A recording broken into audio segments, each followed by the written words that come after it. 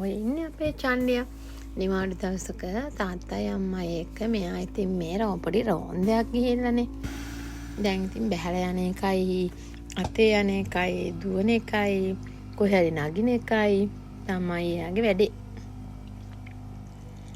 පේනවනේ. දැන් ඉතින් පුටුවක් අල්ලගෙන අපි නම් හිතුවේ එහා පැත්තේ පොඩි බබාලට පදින බයිසිකල් තියෙනවා මෙයා ඒකට යයි කියලා. හැබැයි යාට ඒක ලොකුවට ගානක් ගියේ නෑ ඉතින්. එයත් වාඩි වෙලා අපි දෙන්නවත් වාඩි කරව ගත්තා. ඔන්න ඉතින් ඇඳලා මාමලා ඔක්කොටම හයි කියන්නයි යන්නේ. ඔන්න ඉතින් දැන් අපි පොඩ්ඩක් ඇඳුම් ගන්න දැන් ඉන්නේ සීත කාලේ නිසා ඇඳුම් ගන්න තමයි ආවේ. ඔන්න දැන් ඒ අතරේ පේනව නේද අපේ අකි දුන් දිවිල. එයාගේ පස්සේ ගෙනකන් තමයි එයා ඒ බලන් ඉන්නේ. ඉතින් මේ ෂොප් එකට ගිහිල්ලා ෂොප් ගොඩකට ගිහින් මේක උත්සවයේ තියෙන ඉන්ටර්පාක් කියන shopping area එක. ඉතින් ඒකේ තියෙන shops කීපයකට ගිහිල්ලා අපි සීත කාලේට අපිට ඕනේ බඩු කීපයක් ගත්තා.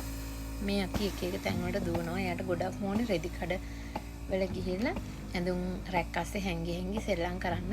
එහෙම කරන්න දුන්නේ නැහැ කියලා තාත්තා බලෙන් වඩාගෙන යන අවස්ථාවක තාත්තව තල්ලු කර කර එන හැටි තමයි ඉතින් මේ අම්මා වීඩියෝ කරලා තියෙන්නේ.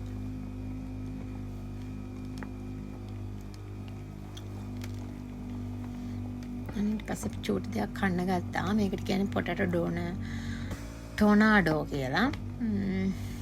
හරි රසයි එක මේවා වලින් තියෙනවා.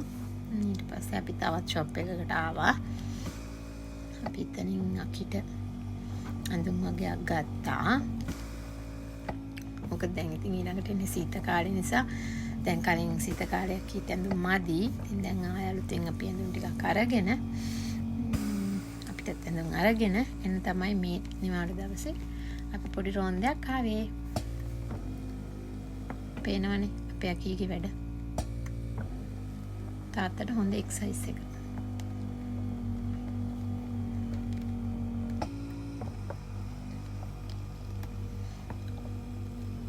ඉතින් අපි මේ පැත්තට ගිහිල්ලා අපේ ගමන ඉවර කරා.